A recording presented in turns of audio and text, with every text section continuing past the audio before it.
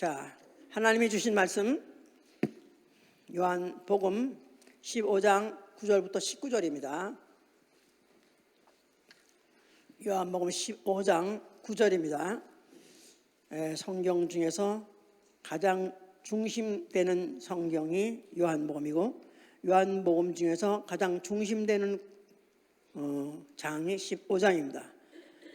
오늘 그 중요한 말씀을 우리가 들을 것입니다. 하나님은 사랑이시다. 하나님은 사랑이시다. 하나님은 사랑이시다. 하나님은 사랑이시다. 하나님은 자기의 희생을 통해서 그 사랑을 나타내시고, 요한일서 4장 9절입니다. 또한 그는 그 계명을 지키는 자에게 그의 사랑 안에 거하신다고 지금 읽은 10절에 그렇게 되어 있습니다. 그의 계명을 지키는 자에게 그의 사랑 안에 거하게 하신 분이다. 굉장히 중요한 구절이에요. 그의 계명을 지키는 자에게 그의 사랑 안에 거하게 하신다. 만일 그의 계명을 지키지 않는 자는 그의 사랑 안에 거하지 않게 하시는, 거하지 못하게 하시는 그런 분이시다, 그 말입니다. 자, 우리 신앙은 이 사실을 아는 것입니다. 하나님의 사랑을 아는 것입니다. 이런 신앙을 갖고 있는 사람은 그 생활은 그 계명을 지켜 행하되 형제를 사랑하는 생활입니다. 예수 그리스도의 계명을 지켜 행하되 형제를 사랑하는 생활이다.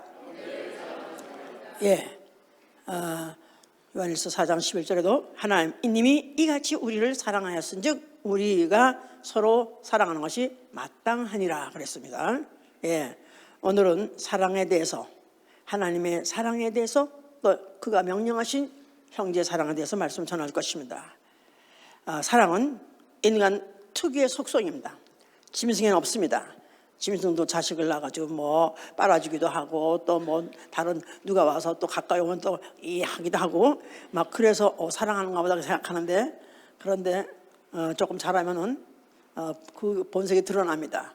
그래서 집 앞 그릇을 새끼 와서 먹으려고 또 해가지고 또 못 먹게 하고, 그러면서 역시 짐승이랑은 본초적이고 말초적인 그런 감각적인 그런 감정이지, 인간과 같이 그런 성품, 속성을 가진 그런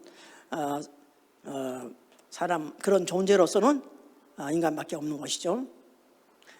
사랑이라는 것은 최고의 아름다움이요, 아니면 최고의 가치죠.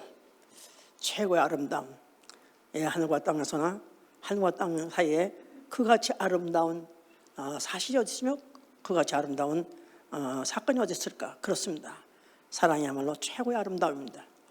더군다나 남을 위하여 자기가 대신 목숨을 버리는 것, 친구를 위해서 자기 목숨을 버리는 그 이상의 사랑은 없다고 예수께서 말씀하신 것 같이, 남 대신 내가 희생하고 내가 당하고 또 내가 죽임을 당하는 그런 사랑은 과연 인간만이 할 수 있는 것이고, 더군다나 그리스도인이 할 수 있는 것입니다. 하나님이 사람을 지으셨어요. 그리고 그 코에다가 생기를 불어서 생명이 되게 하셨습니다. 거기서 아담에게서부터 아담을 짓고, 거기서 여자를, 갈빗대를 또 거기서 빼가지고 여자를 또 지었습니다. 그래서 사람을 지으셨어요, 이제. 그런데 아담이 동산에 있을 때 동산에 뱀이 있어 그 뱀이 여자를 꿰습니다. 모든 동산의 실과를 다 먹지 말라더냐? 다 먹지 말라는 건 아닌데, 그 동산 중앙에 있는 선악을 알게 하는 열매는 먹지 말라고 했어. 왜? 먹으면 죽는다고 그래. 아유, 정신 차려야 안 죽어. 너 왜 먹지 말는 줄 알아? 네가 하나님 될까 보래. 하나님이 질투하셔서 하나님, 너 하나님 될까 봐 못 먹게 하는 거야. 그 소리에 속아가지고 하와가 먹었고, 또 아담에게 줘서 아담도 먹게 했습니다. 결국은 그들이 뱀에 속아가지고 결국은 죄를 졌습니다. 하나님이 이 사실을 추궁하기 시작하는데, 아담한테 추궁하니까 아담이 내게 주신 그 여자 때문에 내가 이렇게 망했습니다. 내가 이렇게 죄를 진 건 사실 난 안 걸렀는데 그년이 그게 나를 이렇게 망하게 했습니다. 이러면서 원망했습니다. 사실 그 전에 그가 처음에 하와를 그 갈빗대에서 이렇게 빼가지고 그 여자를 맺어줬을 때 하나님이 그 앞에 그걸 갖다 보게 하셨을 때 그가 오 마이 갓, 뼈 중에 뼈요 살 중에서 오 마이 갓, 너무 아름답고 너무나 채워가지고 최고의 찬사를 했었습니다. 바로 그 여자가 갑자기 그년이 돼버린 거야. 예. 그러니까 그렇게 사랑한 것 같았어도 자기한테 불리하니까 금방 뒤집어가지고 그와 같이 원망하고 원수같이 여기죠. 또 하와를 또 추궁하고 또 하와를 추궁하니까 결국은 뱀이 그랬다. 그래서 결국은 이제 뱀에게다 선고를 하시고 너는 이제 여인의 후손이 와서 네 머리를 후려서 갈길 것이고 네 후손이 그걸 갖다가 발꿈치를 상하게 하나 그는 결국 살아서 너를 결국은 정복할 것이고 심판할 것에 대한 벌써 이미 선고를 해버리셨습니다. 자, 그리고 이제 그들을 동산에 가서 내쫓으시는데 죄를 졌으니까 내쫓으시는데 그냥 내쫓지 않고 가죽옷을 입혀서 내쫓았다 그랬죠. 자, 그 말은 예표죠. 예표. 하나님이 앞으로 그들을 다시 받아들일 때 하나님이 그들을 갖다가 그들의 죄인으로서 부끄러운 모습을 받아들인 게 아니라 어떤 양의 동물의 대속으로 인해서 그 옷을 입고 그 앞에 나오게 할 것이라는 그런 예표였었습니다. 하여튼 그것은 내쫓겼어요. 자, 그러나 하여튼 간에 범죄했어요. 인류는 범죄했어요. 인류는 하여튼 범죄한 인류. 그들이 세상에 나가서 이제 세상에 나가서 죄인의 형상이 어떠한 것인지 죄인에게 나타나는 양상이 무엇인 것을 보여주기 시작합니다. 그게 뭐냐면 형제난이에요. 형제난이라고 했죠. 왜? 주영 가정의 형제난 그런 거 신문에서 보셨어요? 형제끼리 난리, 전쟁, 형제끼리 원수같이 여기고 서로 죽이려고 하는 그걸 형제난인데 그게 시작했어요. 그들이 동산에서 쫓겨나자마자 그때 그들은 죄를 가지고 나왔기 때문에 죄인의 양상이 나타난 것이 바로 형제난으로 나타났다 그 말이에요. 그래서 창세기 4장 딱 가니까 거기에 가인과 아벨이 나오는 거예요. 자, 가인은 형이고 아벨은 동생이에요. 근데 가인은 그는 목축하는 자이기 때문에 하나님 이제 때가 돌아와서 하나님께 제사를 드릴 때 가인은 농사하는 거로 농사 짓는 자로 농사에 이제 곡물 가지고 하나님께 제사를 드렸습니다. 근데 아벨은 양을 치는 자이기 때문에 양을 잡아서 드렸다 그랬어요. 근데 하나님이 아벨의 제사는 받으셨으나 그러나 그 가인의 제사는 받지 아니었다 그랬었어요. 그래서 그러는 바람에 가인이 자기가 제사가 왜 안 받았고 동생의 제사는 왜 받았지 하면서 하나님에 대한 원망 불평이 결국 동생을 미워하는 걸로 나타났어요. 그래서 동생이 못마땅하고 동생이 얄밉고 그냥 저 새끼 그냥 언젠가 그냥 어떻게 해쳐버렸으면 좋겠다는 마음을 갖고 있었는데 어떻게 들여서 단둘이 있게 됐어요. 근데 또 뭔가 얄민 또 짓을 했겠지 보나마나 자랑하고 그랬겠지. 형, 내 재산 하나님 받았지? 라고 그러니까 이 새끼 그냥 내가 그자도 죽겠는데 화가 나 죽겠는데 그래가지고 쳐 죽였습니다. 돌로 쳐 죽였어요. 그래서 이제 인류의 최초의 동족 살인, 인류의 최초의 형제 간의 그 살인 사건이 그때 제일 처음에 벌어진 것이죠. 자, 그러니까 죄진 인류는 결국은 남을 미워하되 제일 미워하고 제일 먼저 손으로 그 미워한다는 표현을 살인으로 나타난 게 바로 형제예요. 자, 그렇게 됐죠. 그리고 또 그 형제난이 계속되고 있습니다. 에서와 야곱도 마찬가지예요. 에서와 야곱은 원래 쌍둥이에요. 누구 자식이죠? 이삭의 자식이에요. 이삭의 자식.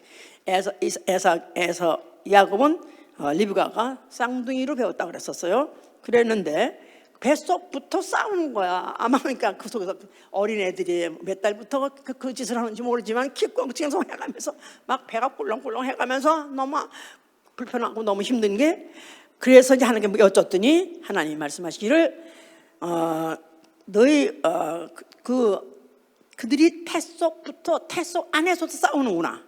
이제 이들은 반드시 나눠질 것이고 큰 자가 작은 자를 섬기리라 하는 예언하셨어요. 그러니까 둘 쌍둥이가 먼저 나오는 게 큰 자죠. 큰 자. 근데 그 먼저 나온 큰 자가 나중에 나온 작은 자를 섬기라는 그런 예언을 주셨어요. 자, 이제 이 예언은 이제 그 부모가 이제 기억하죠. 더구나 리브가가 기억했겠죠. 때가 되니까 하여튼 이제 이렇게 둘이 길러 가는데 둘이 티각티각 그 싸우면 자랐겠죠. 쌍둥이니까 더욱더. 자, 그런데 이제 그러다가 이제 야곱은 아마 엄마가 그런 얘기를 해줬는지 성경에는 없지만은 처음에 하여튼간에 이 아이는 자기가 그 축복을, 장자가 받는 축복을 받아야 되겠다는 그런 마음을 갖게 됐어요.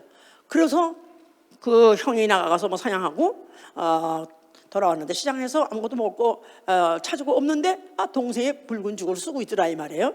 그러니까 그걸 좀 날 좀 주라 그랬더니 아유 그냥 줄 수는 없지. 야 나 사냥도 한 것도 없는데 내가 뭘 줘야 되겠어? 그러니까 왜 없어? 형이 있잖아. 뭐야? 장자 명분? 응 그거? 야 장자 명분 안 먹여주냐? 가자 그래가지고 장자 명분하고 죽 한 그릇 바꿨습니다. 그런데 이제 뭐 그거에 대해서 찜찜했겠죠. 당장 뭐 나타나는 게 아니니까 찜찜했겠죠 이제. 그런데 또 그 후에 이제 아비가 다 늙어서 죽게 됐어요. 근데 그들의 사상은 뭐냐면 장자가 기업을 받는다. 장자가 기업을 유전한다. 장자가 복을 받는다. 어떤 그런 사상은 있고 믿음은 있어요.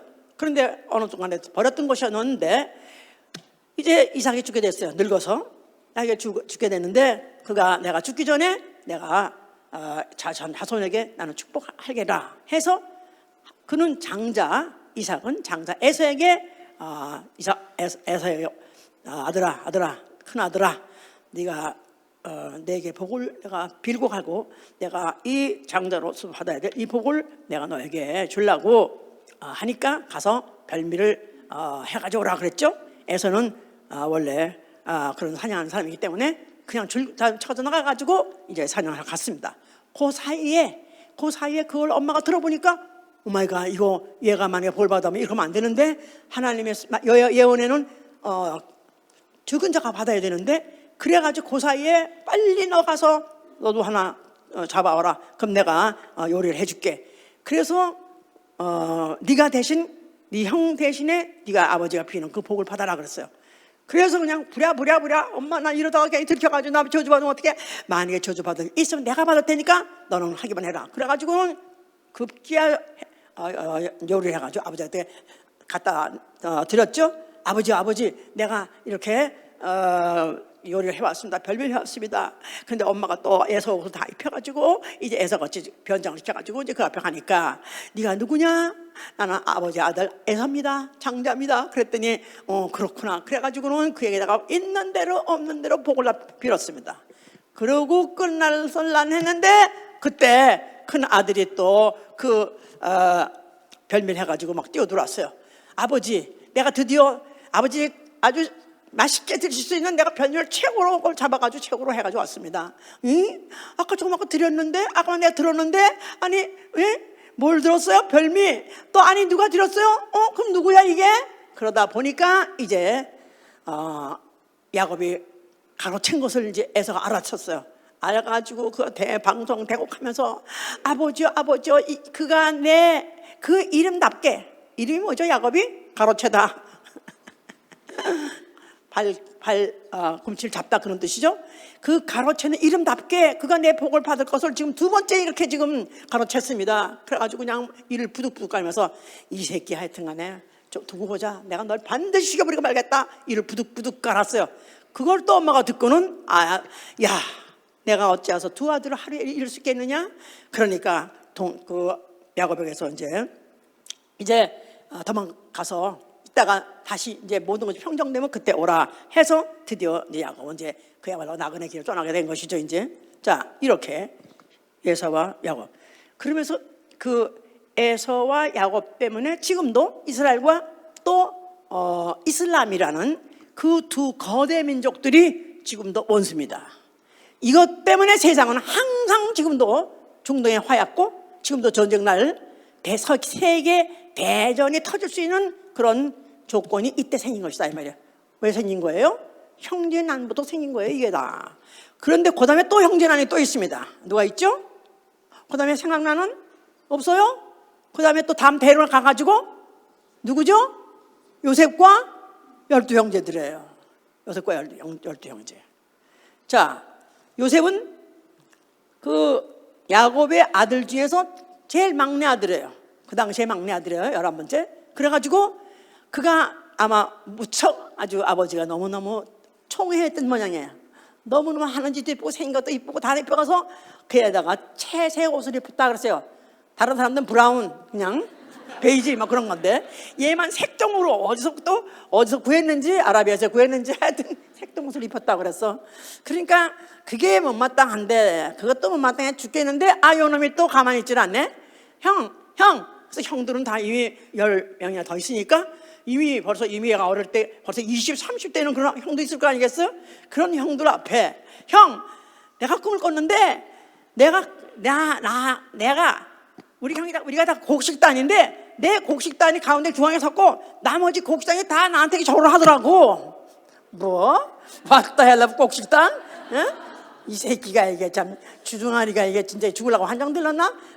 화가 나서 이들이 있는데 거기서 또 한마디 하기를 또 내가 꿈을 꿨는데 별들이 12별이 있는데 11별인데 내가 가운데 있고 모든 형들이 다 나한테 절을 하더라고. 그랬더니 이 새끼가 안 되겠다. 정말 이제 더 이상 못 봐주겠다. 그래서 그들이 그걸 가지고 죽여버리려고 그랬습니다. 근데 뭐 죽일 것까지 뭐 있냐. 차라리 그러면 그냥 파는 게 낫지 않냐. 그래서 하여튼 간에 그러다 보니까 그가 결국은 17살 때 애굽으로 팔려갔습니다.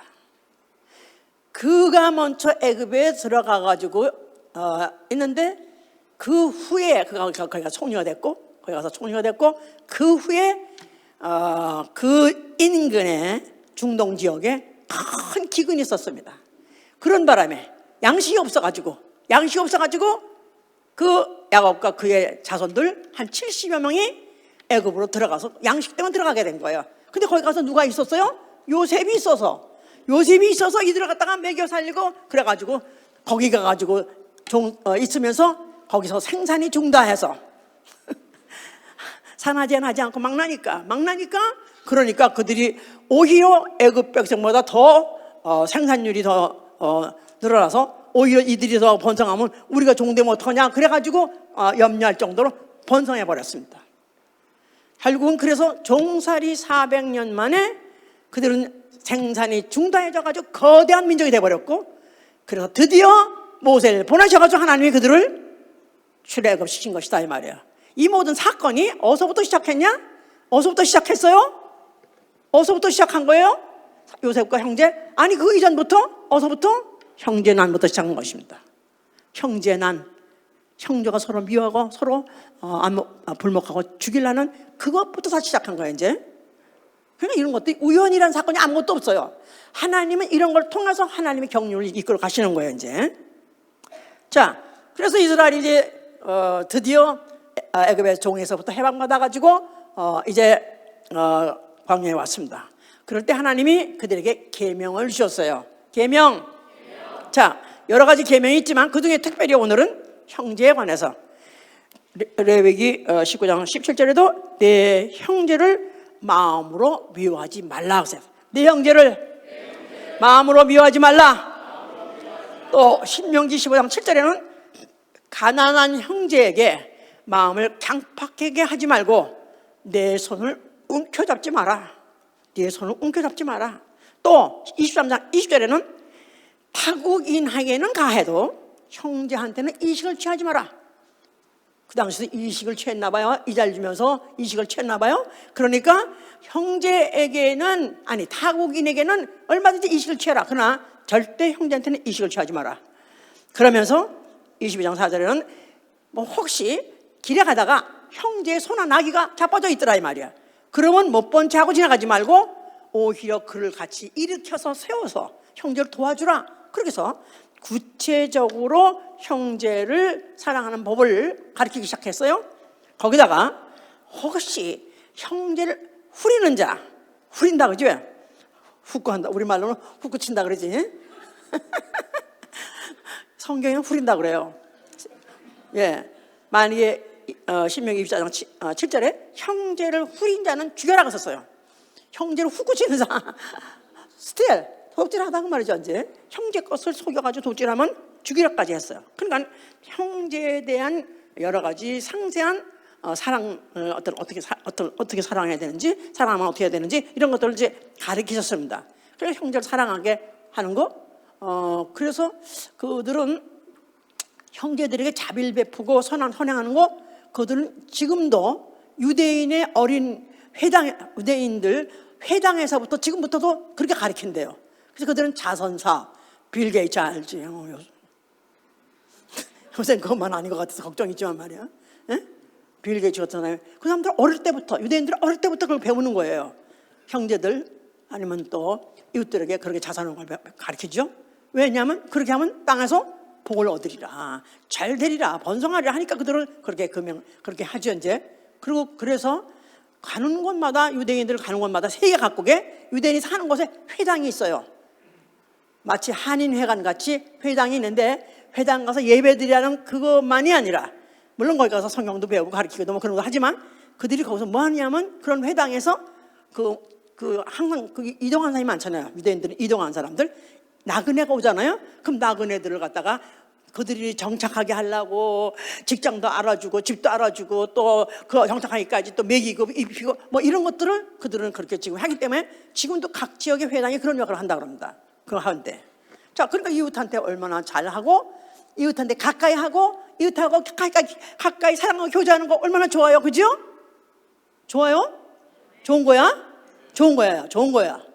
그래서 이웃하고 가까이, 형제하고 가까이 하고 친밀히 그렇게 사는 건 너무 좋은데, 문제가 또 있다 이거예요. 이것만 좋은 것만 아니라 좋을 수만이 없는 게, 같이 가끔 모이고 만나고, 코로나가 아니라 모이고 만나고 하다 보면 형제가 죄를 범하는 걸 보게 된다 이거예요. 죄를 범하는 걸 보는 거예요. 그러면 그가 누구든 그가 타국인이든 아니면 백성이든 형제든 구분 없이 만약에 죄를 범하는 거 보면은 그는 땅에서 끊어지라고 썼어. 죽이라. 범죄하는 걸 보면은 살려두지 말고 죽이라. 그는 당연히 백성에서 끊어져야 마땅하니라. 끊어져야 마땅하다는 거예요. 그가 명령을 파괴했은즉 끊쳐서 죽는 것이 마땅하니라. 그래서 여러 군데 그렇게 말하고 있습니다. 그러니까 가까이 서로 사랑하면서 교제하고 나누고 서로 참 좋은데, 문제는 그가 내가 혹시 실패했고 실수했을 때 고발하니까, 위슬블로어, 내부 고발자가 되니까, 그러니까 그게 두려운 거예요. 그래서 한편으로는 가까이 해야 되지만 한편으로는 항상 숨기고 싶고 거짓말하고 싶고, 어떻게 보면 자기가 죄 안 진 것 같이 하려니까 외식하는 자가 나왔다 그 말이에요. 외식하는 자, 누구한테? 가까운 가족에게, 가까운 형제에게라도 외식하는 것들이 그들의 아주 습관이 되게 됐다 이 말이에요. 왜냐하면 그가 고발하면 내가 죽임을 당하니까. 자, 이런 것이 양면에 플러스 마이너스 선이 같이 가는 것 같이 그런 것들이 깔고 그 이스라엘 역사에게 내려온 것이다 그 말이에요 이제. 자, 그러니까 거기에 가장 두드러지게 외식자가 나타난 게 바로 바리새인이죠. 바리새인, 사실 속에는 미움이 가득 차 있고 속에는 증오가 가득 차 있는 사람이 겉으로는 아주 선한 사람 마냥 선을 행하려고 하되, 특별히 그 선을 어디서 행하려고 하냐면 많은 사람이 보는 가운데, 목격자들이 있는 가운데에서 선을 행하려고 했더라 이 말이에요. 예수께서 나타나셔가지고 그들을 하는 짓을 보고 마태복음 6장에 말씀하시죠. 너희가 구제할 때 사람들 앞에서 사람에게 보이려고 나팔을 불지 말라. 또 사람에게 보이려고 자랑을 하듯이 그렇게 하지 말고, 차라리 하려면은 오른손이 하는 것을 왼손이 모르게 하라 할 정도로 하신 이유가 그런 역사 배경을 깔고 있기 때문에, 예수가 하신 말씀이 그들에게 얼마나 그들을 실제로 외식을 하면서까지라도 그렇게 하려던 사람들이 얼마나 그 전곡을 찔렀는가, 사실 이제 그런 것을 우리가 이해할 수 있어야 되는 거야 이제. 자, 그러는 가운데 예수께서 하신 그 말씀이야말로 이제 그야말로 예수가 이제는 그들을 가장 지탄의 대상이 되고 제거의 대상이 되는 그런 대상이 되어버린 것이죠. 성전 앞에 나타나셨어요. 그가 성전을 바라보면서 뭐라고 말씀하셨어요? 자, 너희가 하면은 내가 살만해 일으키라 그러셨죠. 자, 성전 안에 뭐가 있죠? 성전 안에는 궤가 있고요. 그 궤 안에는 여호와 이름이 있고요. 그 궤에 천사들 사이에 거기에 여호와 이름이 있으시기로 돼 있고요.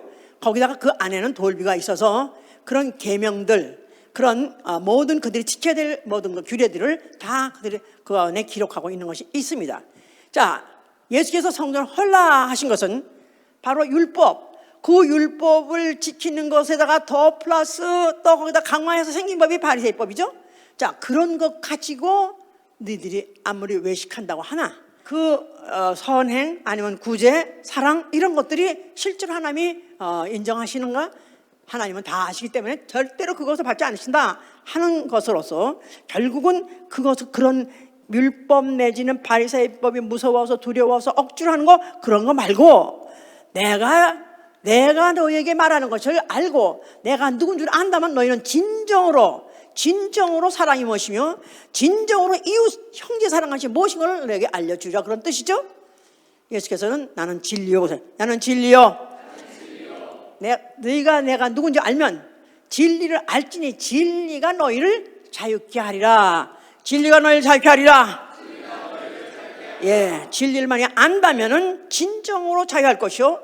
너희는 그렇다면은 어떤 사람이라 할지라도 누구를 할지라도 아니면 너에게 범죄한 자라 할지라도 원수 삼을지 않을 것이고 원수를 사랑하되 오히려 네 명까지 사랑할 수 있다. 사실 거기까지 다 말씀하는 거죠.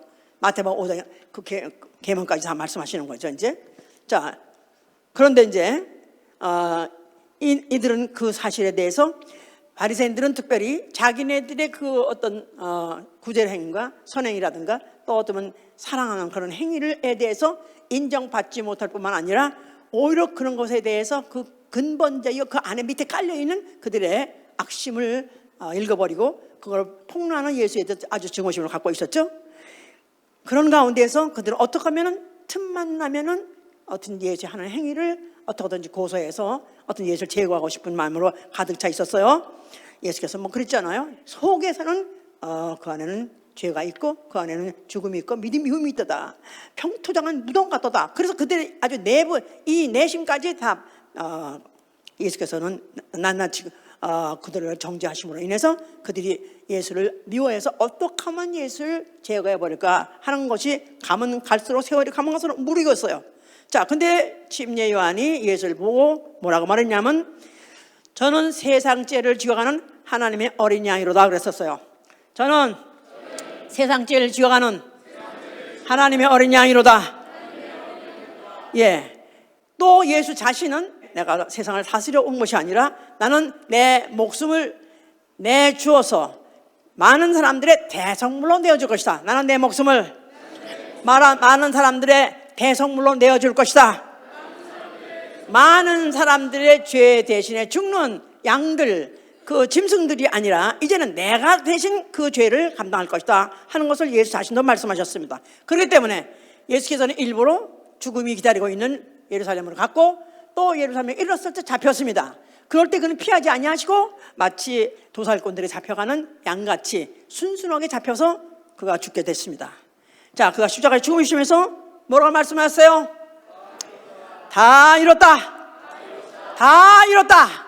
자, 그가 다 이룰 때 뭐를 다 이뤘다, 뭐를 말씀하고 싶으냐 하신 거냐면 하나님은 사랑이시다 하고 말씀하신 거예요. 하나님은 사랑이시다. 하나님은 사랑이시다. 예, 그저 막연하게 그냥 관념적으로 하나님은 사랑이시다고 알고 있고 또 우리가 그 사랑을 받은 민족이기 때문에 우리는 형제를 사랑해야 돼, 이웃 사랑해야 한다는 그런 생각하고 살았던 것인데 이제 바로 사랑은 여기 있나니 해서 바로 하나님의 사랑은 이렇게 나타난 바 되었고 바로 여기 있다. 그래가지고 그가 보여주시는 것이죠. 그러면서 그가 자기가 왜 이렇게 죽느냐, 나는 왜 이렇게 이 끔찍한 십자가에 달려서 죽되 원망 불평하지 않고 기쁜 마음으로 죽을 수 있냐 하는 것을 요한복음 17장 24절에 뭐냐면요, 아버지께서 창세전부터 나를 사랑하사 그랬어요. 창세전부터 아버지께서 나를 사랑하사. 창세전에 어디 계셨죠? 말씀이에요. 창세전에 그런 말씀이 있었어요. 근데 말씀은 어디 계셨죠? 하나님과 함께 계신 분이 말씀이에요. 그러니까 하나님이 사랑이시다. 하나님은 첫째 누굴 사랑하세요? 자기 자신을 사랑하세요. 하나님은 자기 자신을 사랑하신다. 그럼 나르시스인가? 나르시스가 아닌 것은 그 후에 예수 아들을 통해서 나타내줬기 때문에 나르시스가 아니에요. 나르시스는 자애, 자기 애에 빠져가지고, 그렇다며 나르시스라는 신은 그 어디 연못에 가서 자기 얼굴을 비춰보니까 너무 아름다운 거야. 오마이갓, 너무 아름다워, 너무 사랑스러워. 그래가지고 그리로 가서 안으려다가 물에 빠져 죽었다고 하잖아. 그게 전설이긴 하지만은 하여튼 하나님 그렇게 자기를 사랑하실 때 하나님은 누구를 사랑하시기 때문에 자기를 사랑하면 아들을 사랑하시는 것이 자기를 사랑하는 것이고, 자기를 사랑하는 것이 아들을 사랑하신다는 거예요.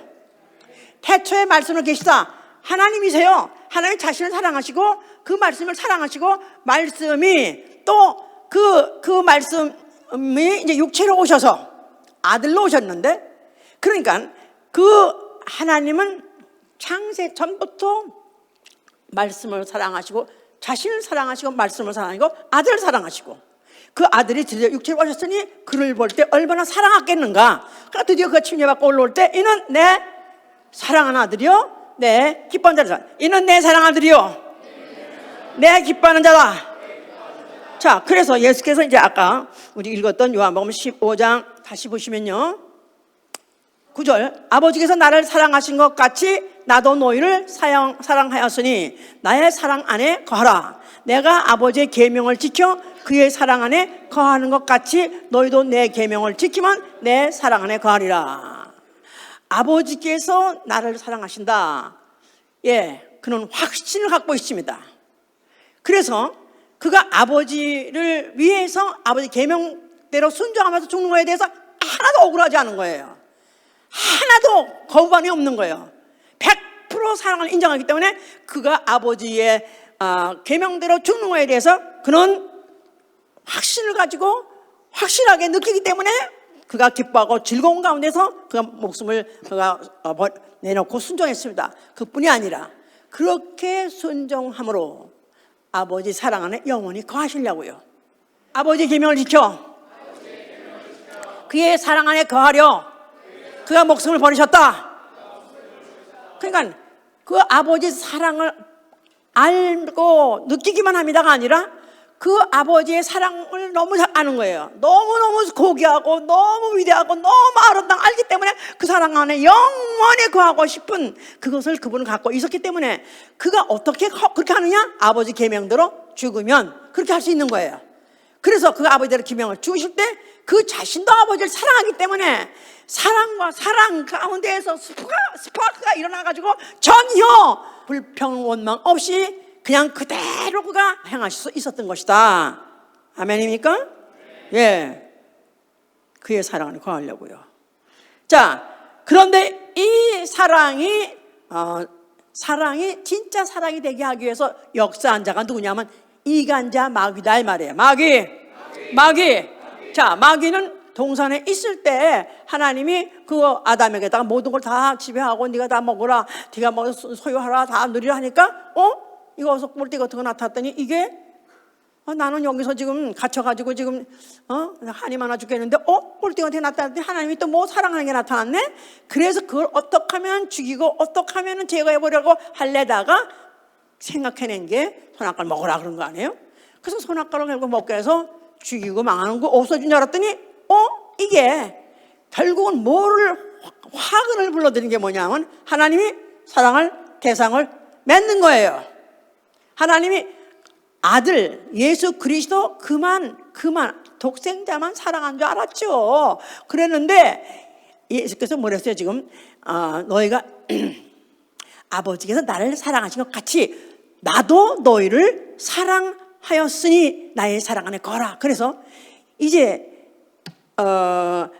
원래 하나님이 아들을 사랑하시는데 그 아들을 사랑하는 그 사랑만 제거해버리면 없어지는 줄 알았는데, 그래서 예수를 죽이는데 그들이 총동원에 섰던 것인데 결국 예수가 죽으시면서 다 이뤘다 하면서 결국은 오히려 아버지께서 아들을 사랑한 것 같이 아들도 하나님도 너희를 사랑하려고 하시는 일을 한 것을 대해서 이것이 원인을 제공한 게 바로 마귀였던 것이다 그 말이에요. 무슨 말인지 아시겠어요? 그러니까 왜 하나님은 동산 안에 그렇게 모든 걸 다 풍요롭게 짓고 모든 걸 아름답게 짓고 완벽하게 지으셨는데 그 안에 왜 마귀 있게 하셨을까? 왜 마귀 있게 하셨을까? 마귀 없었더라면 영원히 하나님하고 사이도 원수될 것도 없고 그냥 편안하게 잘 지내졌을 텐데, 근데 왜 하나님은 거기에 마귀가 있게 하셨고 왜 선악과를 만드셨는가? 마귀가 있으므로, 선악과가 있으므로 결국 인류는 범죄하게 됐고, 결국 인류가 범죄함으로 인해서 누구의 사랑을 받게 된 거예요?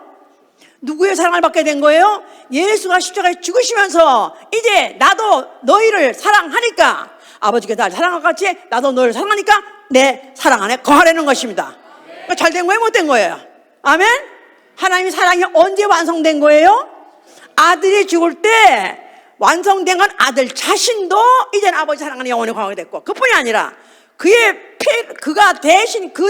그가 대신 가지고 죽으신 죄, 그 죄는 인류의 죄인데 인류도 이제는 예수가 아버지가 예수를 사랑하신 것 같이 아들을 사랑한 것 같이 너희도 내 사랑 안에 거할 수 있게 됐다 그 말이에요. 아멘. 하나님의 사랑이 결국은 여기 있나니 그것은 창세 이전부터 그 사랑하시는 그 속성이 완성으로 나타나는 것이 바로 십자가의 예수의 죽으시며 그로 인해서 아들에 대한 사랑도 완성됐고, 그리고 그 피로 구속함을 받은 인류도 하나님이 사랑할 수 있을 뿐만 아니라 그 사랑 안에 거할 수 있게 됐다 그 말입니다. 아멘. 그러니까 요한일서 이제 4장을 이때 다시 한번 읽어보시면 이제 더욱더 실감이 하실 거예요. 요한일서 4장 9절, 하나님의 사랑이 우리에게 이렇게 나타난 바 되었으니 하나님이 자기의 독생자를 세상에 보내심은 저로 말미암아 우리를 살리려 하심이니라. 사랑은 여기 있으니 우리가 하나님을 사랑한 것이 아니요 오직 하나님이 우리를 사랑하사 우리 죄를 위하여 화목제로 그 아들을 보내셨음이라. 사랑하는 자들아, 하나님이 이같이 우리를 사랑하셨은지 우리도 서로 사랑하는 것이 마땅하니라. 자, 하나님이 아들을 사랑하는 것 되는 것도 완성, 또 이제는 그 인류를 사랑하는 것도 그 아들로 인해서 완성이 됐습니다. 자, 이제 그는 그 일을 다 마치셨기 때문에 그는 하늘로 오르셨어요. 그가 오르신 하늘을 뭐라고 하냐면 아들의 사랑의 나라라고 말해요. 아들의 사랑의 나라. 하나님이 아들에게 사랑의 증거로 준비하시고 주신 나라, 바로 예수가 아버지를 사랑함으로 쟁취하신 나라, 바로 그 나라는 오로지 뭐만 있어요? 사랑만 있습니다. 우리가 좋아하고 그 아름답게 생각하는 그 사랑, 아니 그 이상의 사랑이 하늘나라에는 그것만 있어요. 사랑만 있어요. 가고 싶으세요? 사랑 좋아하면 아멘 하세요. 예, 사랑 좋아하니까 연애도 해보고 하여튼 데이트도 해보고 한 거 아니야? 결혼도 한 거 아니야? 자식도 낳은 거 딱 그것 때문에 한 거 아니에요? 근데 그거보다, 그 사랑보다도 더 아름답고 더 숭고하고 더 질 높은, 수준 높은 그 사랑만이 바로 있는 건 하늘나라입니다. 그곳에 가기 원하세요? 예. 자, 바로 그곳에서부터 성령이 오신 거예요. 성령. 자, 성령이 누구한테 오시죠? 그 사랑을 믿는 자, 아는 자한테 오는 거예요. 그런데 그 믿는 자들을 성령이 오시자마자 어디다 불러 모셨어요? 교회에 불러 모셨어요. 교회에 불러 모셨어요. 발음을 잘 하셔야 돼요. 교회가 아니라 교회. 교회에 불러 모셨어요. 뭐 하라고?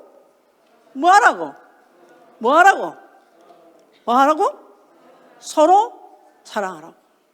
형제끼리 서로 사랑하라고.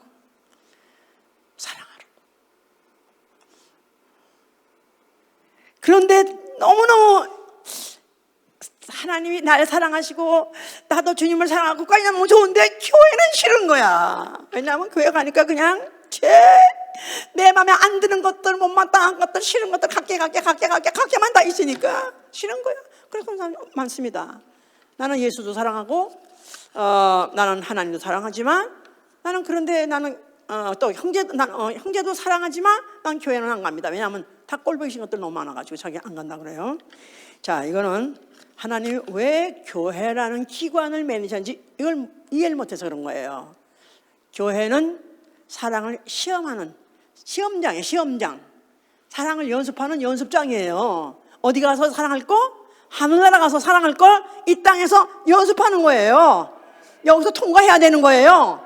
예수님이 육체로 오셔가지고 이 땅에서 그 사랑을 시험하시고 통과한 것 같이 우리도 그 시험을 통과해야 하늘나라 그 하나님이 사랑하시는 그곳에 우리 갈 수 있는 것입니다. 아멘. 아멘. 할렐루야. 자, 그래서 그리스도인, 나는 예수 믿어 아멘 하세요. 나는 예수 믿는 사람이 아멘 하세요. 자, 내가 예수를 믿자마자 하나님은 누구라고 그러죠? 하늘에 계신 독자라도 동료라도 외딸이라도 무남동녀 외딸이라도 하늘에 계신 우리 아버지. 갑자기 하늘에 계신 my father가 아니라 갑자기 원치 않은 아워가 되어버렸어. 하나님 아버지에는 거기 반드시 수식어가 있는데 우리 아버지다. 우리 아버지, 형제의 아버지, 우리 형제의 아버지. 예, 이건 운명적으로 피할 수가 없는 거예요. 그리스도인의 운명에서 형제를 제외하는 것은 그리스도인이 아니다 이 말이야. 형제를 비껴가고는 하늘에 계신 이를 아버지라고 할 수 없다 그 말이에요. 형제를 사랑할 운명에 빠졌다, 운명에 처했다 그 말이에요. 자, 그래서 계명을 주셨습니다. 예수께서 내가 너희를 사랑한 것 같이 너희도 서로 사랑하라. 내가 너희를 사랑한 것 같이 너희도 서로 사랑하라. 내 계명을 지켜야만 내 사랑 안에 너희도 거하리라. 그래서 우리는 예수를 믿는 순간에 하늘에 계신 이가 우리 아버지시고 예수를 믿자마자 원치 않든 원하든 내게 형제가 생겨버렸어요. 이제 나이가 벌써 30이 다 된 아들이 이제는 우리 아버지 우리 형제 이제 몇 명 같이 우리 단란하게 잘 살고 잘 지내고 있으니까 그러는데 느닷없이 60이 돼가지고 노인네가 자식을 낳네, 애를 낳네, 동생을 낳았어요. 흔둥이를 낳았어, 흔둥이. 예? 40, 50, 흔둥이라고 그러죠? 그러니까 마치 그런 자식을 낳았다 이거야. 그러니까 나는 원치 않았는데 아버지가 낳고 엄마가 낳았다 이거야. 그럼 어떻게 해? 나는 할 수 없이 그걸 형제라고 인정해야 되고 또 그 형제를 사랑해야 되는 거죠, 이제. 그래, 참 힘들 맛이겠지만 죽을 맛이죠, 이제. 자, 그러려니까 어떻게 해야 이 사랑을 할 수 있는가? 어떻게 해야 내가 너희를 사랑하는 것 같이 너희도 너희 형제를 서로 사랑한다. 어떻게 할 수 있는 건가? 저는요, 원래 오늘 이 설교를 정말 제가 하기를 회피해 오고 깊이 오던 설교예요. 저 원래 예수의 이름은 방방 뜹니다, 원래. 예수의 이름만 하면 원자폭탄 막 쏟아버리고 나는 팡팡팡팡팡 해가지고 막 신나는데 사실 제일 자신 없는 부분이 이 부분이에요. 제일 자신이 없고 떳떳하지 않고 자랑스럽지 않고 힘들고 막 해서 참 어렵습니다. 근데 하긴 해야 돼요. 분명히 성경이 이걸 새 계명이라고까지 말했으니까 내가 너에게 새 계명을 주라니. 새 계명이란 말은 다시는 바뀌지 않는 계명이다. 율법은 바뀌었지만은 그런 내 계명은 안 바뀐다.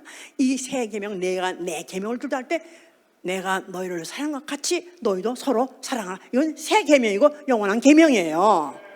할렐루야! 이 계명을 순종해야 하나님 사랑 안에 거한다는 것입니다.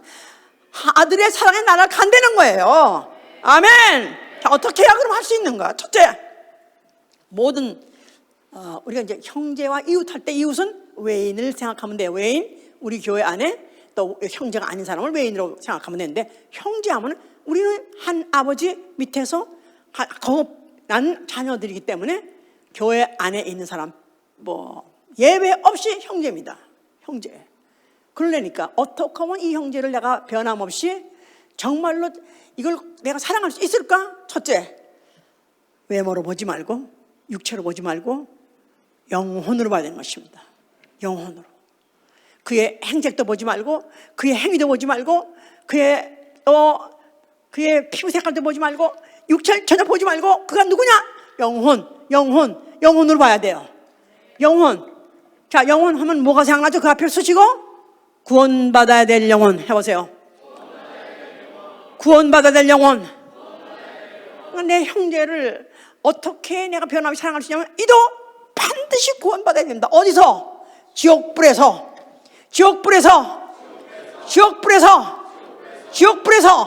그러니까 내가 함부로 말할 수 없고 함부로 대할 수 없고 함부로 내가 냉대할 수 없는 것은 저가 반드시 지옥불에서 구원받아야 될 영혼이기 때문에 혹시 나의 모든 언행 심사로 인해서 저가 시험 들어서 만약에 이 형제에서부터 이가 떨어져 나가면 더나, 그러니까 영혼을 어떻게든지 구원하기 위해서는 그래서 참고 견디면서 그래서 그 기필코 구원하려는 그 구원에 대한 열망, 열심, 사명을 가져야 결국은 영혼을 끝까지 사랑할 수 있는 것이다 이 말이에요. 첫째, 영혼을 보는 거. 자, 둘째, 우리는 한 아버지 밑에서 태어났어요. 한 아버지, 한 핏줄 받아서 태어난 우리 형제들이에요. 그러니까 한 아버지 한 핏줄, 그 말은 피할 수 없다 이 말이에요. 우리는 DNA가 같다 이 말. DNA가 우리 유전인자가 같다 그 말이에요. 우리의 소망도 하나고 또 우리의 믿음도 하나고 또 우리 받은 침례도 하나고 우리는 다 하나다 이 말이에요. 우리는 한 소망, 한 주, 한 믿음, 우리는 다 하나예요. 이미 받았기 때문에 우리는 하나예요. 우리는 남이라고 멸시할 수 없고 멀리할 수 없는 우리는 하나다 그 말이에요. 우리는 하나입니다. 더군다나 우리는 한 교회 다니면서 예수님께 다니면서 여러 가지로 항상 예수님께 하면 우리 교회끼리는 그렇게 귀하고 그렇게 중요하지만 우리 교회 안 다니는 사람은 거기다 꼭 수식을 붙어요. 이단이니, 옛날에 이단이고 귀신을 쫓아서 이단이야, 요즘 마스크를 안 써서 이단이야. 그러니까 하여튼 어떻게 하면 교회를 씹으려고 그렇게 합니다. 자, 그래도 우리는 한 아버지 밑에서 한 피를 받아가지고 소망도 하나예요, 우리의 믿음도 하나예요, 우리의 주도 하나예요, 더 침례도 하나예요. 우리는 하나예요. 아멘. 자, 하나가 됐으니 서로 용납하고 서로 피차 용서하는 것입니다. 서로 용납하고 피차 용서하라. 그러니까 잘못하고 실수한다 할지라도, 잘못하고 실수할지라도 남보다 낫다 그 말이에요. 안 그래요? 안 그래요? 우리 교인 아닌 사람, 우리 교인보다, 우리 형제보다 다른 교인 나요, 다른 형제가 다른 교인이 나요, 아니면 차라리 안 믿는 불신자가 나요. 나가. 그런 나쁜 놈 나가야 돼. 할아버지 밑에 같이 사는 이 못난 이 새끼보다는 아이고 저 건너편에 깡패 하나요. 그러면 안 된다 이 말이야. 그래도 얘가 나요. 그냥 내가 한 피 받아 한 형제 되었다는데 그 안타까움, 아니면 애서로움, 애달픔, 이런 것들을 우리는 잊어버리면 안 되고 항상 가지고 있어야 된다 그 말이에요. 아멘. 그러니까 서로 못난 짓을 하더라도 용납하고, 부담을 주더라도 용납하고, 또 실수를 하더라도 용서하는 것입니다. 그럼 형제가 범죄했을 때 몇 번이나 용서하니까 그랬어요? 예수께서 뭐라 했어요? 1년에 7번이라 하는 것입니다. 490번 한 죄 가지고 똑같은 죄를 매일 490번을 똑같은 죄를 진다 이 말. 그런데 용서하는 순간 무제한으로 용서하는 거예요. 한없이 용서하는 거예요. 어떤 죄든지 간에 형제가 죄를 졌다, 그가 만약 형제다 그러면 무슨 죄든지 용서하라는 것입니다. 한계가 없다는 거예요. 한계가 없어. 그런 중에서 가장 그래도 그렇게 가까이 할 수 있는 사람이 누구냐면 부모예요. 아비예요. 탕자 아비는 그가 어떤 죄를 지고 어떤 망신을 시켰다 할지라도 그가 돌아오니까 그렇게 열렬히 환영하고, 그가 무슨 죄를 했다는 걸 정죄하지 않냐고 그냥 무조건 환영하고 있는 거 없는 거 다 그에게 주지 않습니까? 그러니까 내가 아비의 심정을 가지고 아무리 그가 나한테 실수를 하고 범죄했다 할지라도 아비는 용서한다 이 말이에요. 아비가 자기 자식을 밀고 한 사람은 없습니다. 자기 자식이 이런 죄를 졌는데 자기 자식을 밀고 한 사람 아비는 없어요. 하다못해 간첩들 밀고 하는 것도 과거에 있어서도 아비는 안 합니다. 아비가 차라리 지가 죽어도 안 합니다. 왜냐하면 아비는 못해요. 그런 기능이 없어요. 만약에 내가 만약 너희를 어떻게 사랑을 안다면, 너희의 1만 달란트 헤아릴 수 없는 죄를 다 내가 너희를 대신해 죽은 걸 안다면 너희는 너희 형제들을 그와 같이 용서하라는 것입니다. 무제한 용서라는 거예요. 예. 그런데 인류는 아직까지도 가인의 컴플렉스를 갖고 있어요. 가인의 컴플렉스 아세요? 가인의 컴플렉스가 뭐죠? 가인은 내 재산 안 받으시고 왜 동생 재산만 받으셨나? 그러니까 어떤 편애에 대한 컴플렉스, 시기 질투. 참 정말 힘듭니다. 여기는 안 계셔요. 그런 분이 안 계시지만은 나가신 분 중에서 너무나 많은 사람들이 그렇게 누구는 어땠어요? 누구를 어때요? 하면서 그렇게 와이닝이라고 하죠. 와이닝. 그렇게 칭얼대면서 원망 불평하는 것들을 하는데 이게 얼마나 그 부모의 마음을 아프게 하는지 아니면 그 목회자의 마음을 아프게 하는 것이지 알아야 돼요. 그러니까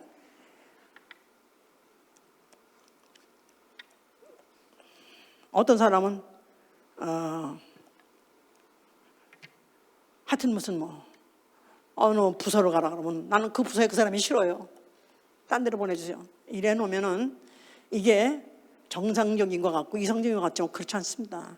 그게 정말로 싫은 사람이 있다 할지라도 그 형제를 내가 사랑해야 돼요. 용서해야 되고 용납해야 되고 못난 짓을 하더라도 못 본 척 해야 되고 사고 치고 하더라도 내가 그걸 덮어줄 수 있는 그런 아량이 있어야 된다 그 말이에요. 아멘. 자, 세 번째, 교회는 운명 공동체다. 자, 우리는 운명 공동체, 다시 말해서 우리는 한 주가 가시는 방향대로 우리는 지금 같이 가고 있는 거예요. 그러니까 지금 우리는 사망의 음침한 골짜기를 빠져나가는 양떼들 대열 안에 있는 거예요. 한 아버지 집으로 돌아가는 마치 귀성열차 같이 열차 안에 타고 있는 거예요. 아무리 힘들고 아무리 불편하고 어렵더라도 거기서 하나라도 낙오되지 않도록 떨어져 나가지 않도록 나 답답해 죽겠어 언제까지 이거 타고 가? 나 떨어져 죽을래. 그거 잡아야 돼요. 잡아야 돼.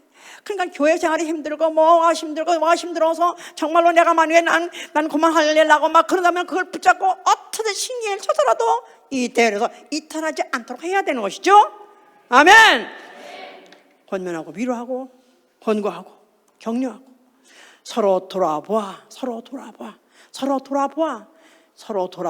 그 말은 무관심하지 말라 이거예요. 형제에 대해서 무관심하지 말라. 형제의 생활에 대해서 무관심하지 말라.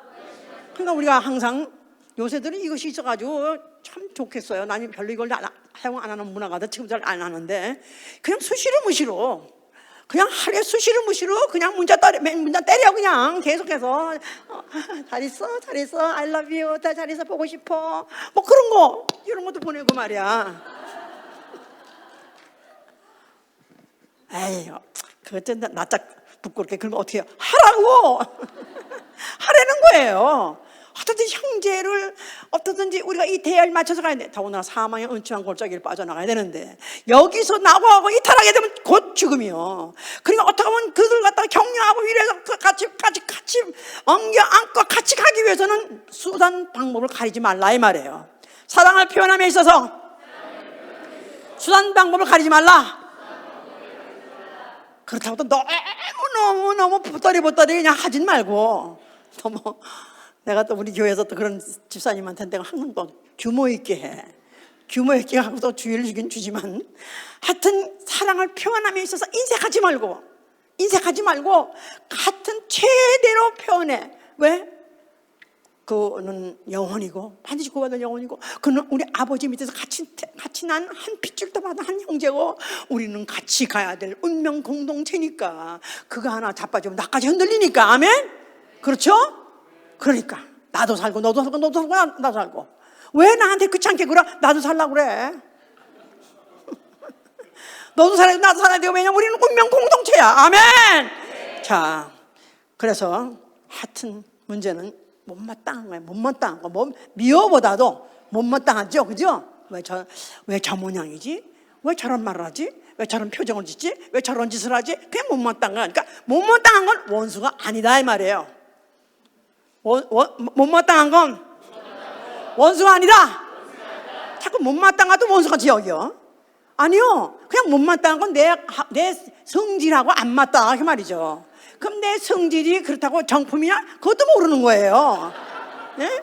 내 성질도 보통 성질은 아니니까. 그러니까 여기까지 왔지. 그러니까 다 나가고 다 안 다녀도 나는 아직까지 붙어 있는 것도 보통 성질 아니야. 이게 보통. 아멘. 이 생명의 의욕, 이 믿음. 왜? 하나님이 나를 얼마큼 사랑을 아니까. 나는 그 사랑을 받은 자니까. 어떻게 하면 내게 주신 자도 내가 사랑하려고 온갖 노력을 다 하는 거야. 노력을 다 하는 거야. 자, 그러려니까 형제를 미워하는 자는 살인한 자, 그 안에 영생이 없다는 것입니다. 그러니까 미워하지 말고, 절대 미워하지 말고. 못마땅한 것과 미워한 것과 가리세요.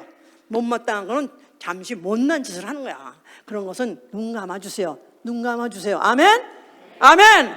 눈이 안 감아지면 기도해 하나님 앞에 회개하고, 나 정말 그 꼴나 그 표정난 그 말 나 너무너무 싫습니다. 아이고, 걔를 먼저 데려가든가 날 데려가든가 정말 데려가든가 해주세요. 그런데 걔가 교회 나갈래. 그래도 나가진 마. 그러니까 이게 본성이다 이거야. 그러니까 우리에게 그래도 못마땅을 표현할 수 있고, 못마땅을 표현할 때 받아주시는 아버지가 계세요. 그래, 나 알아. 너 걔 못난 거 못하는 거 나 다 알아. 그러지만 그래도 네 형제 아니냐? 걔도 살지 않느냐? 걔를 살리면 너도 살면 걔가 사는 거야. 너가 무엇을 할 수 있냐? 너 내 사랑을 네가 받은 자라면 내 사랑에 거하려면 해지 않겠느냐? 하는 것입니다. 네 번째는 사랑을 실천하는 거예요. 말로만 혀로만 하지 말고 너희가 사랑을 실제로 행하려는 것입니다. 행함으로나 진실함으로 하려는 거예요. 형제의 궁핍함을 보고도 도와줄 마음이 없느냐?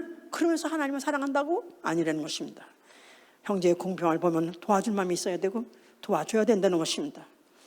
자, 우리가 이제 이렇게 어려운 시기에, 더군다나 비대면, 거리두기, 마스크, 이 마귀의 무기는 뭐냐면 인간을 가르는 거예요. 같이 가까이 못하게 하고, 말 통해 섞지 못하게 하고, 어떻게 하면 갈라서 다 뿔뿔이 얼음에 날라간대요. 그러면 우리는 망하는 것입니다. 하늘에 계신 우리 아버지예요. 하늘에 계신 우리 아버지, 우리의 믿음은 형제들과 함께 하나님 앞에 나아가는 것이고, 우리는 아버지 집에 가는 것입니다. 그날까지 내게 형제로 주신 이 형제들 사랑하실 예수님으로 축원합니다. 할렐루야. 형제요, 내가 그대를 사랑합니다. 해보세요. 서로 떨떠러운 표정을 하지 말고, 진짜 정말로 온갖 연기하는 배우들은 얼마나 그 몇 푼 받고 그 몇 푼 받자고도 얼마나 연기를 열심히 연습하고 합니까? 그런데 우리가 이렇게 노력해서 사랑하려고 하는 것을 아버지가 보시면 아버지가 너무 행복하세요. 너무 행복하세요. 아멘. 그뿐이 아니라 그의 사랑의 나라로 우리를 데려가실 것입니다. 할렐루야. 그래서 정말 이제는 계명으로서가 아니라 정말로 그냥 사랑이 그냥 본인의 자세가 있는 곳에서 그 사랑 안에서 영원히 지신 여러분 되실 예수님으로 축원합니다. 할렐루야. 기도합시다. 저는 이 사랑에 대해서, 형제 사랑에 대해서, 특히 형제 사랑에 대해서 설교하기를 저는 제일 꺼려하고 제일 두려워하고 부끄러워하고 자신이 없습니다. 많은 믿음의 선배들이 그들이 산을 넘고 물을 넘고 고를 넘어 생전 가보지 않은 곳에 생면부지의 사람들을 사랑하기로 작정하고 그들에다가 복음을 전하고 온 세상의 모든 삶을 다 포기하고 나아가서는 그 복음 전하고 영혼 고난을 목숨을 버린 자들도 많이 있습니다. 그런 사람이 있는가 하면 그런 것은 감히 상상도 못하고 아직까지도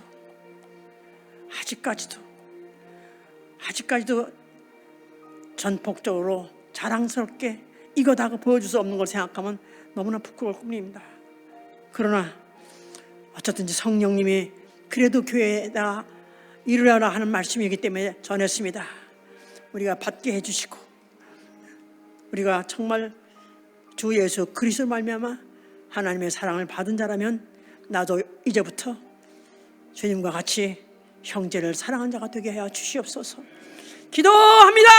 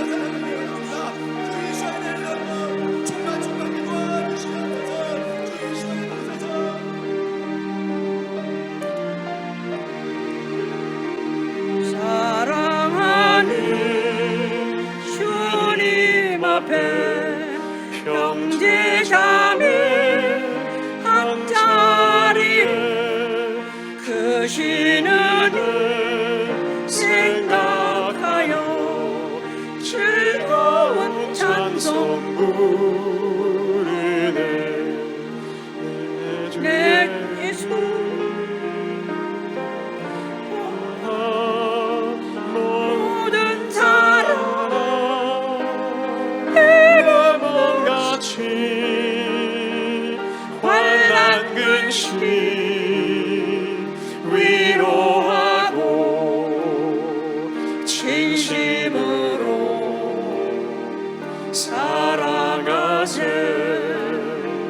사랑하는 주님 앞에 온갖 충성 다 바쳐서 괴로우나 즐거우나 주님만 힘써 섬기네. 우리 주님 거룩한 손 제자들의 발을 씻어 남 섬기는 종의 도를 몸소 행해 보이셨네. 사랑하는 주님 예수 같은 주로 섬기다니 한 피바다 한 몸이는 형제여 친구들이여 한 몸같이 친밀하고 마음조차 하나 되어 우리 주님 크신 뜻을 지성으로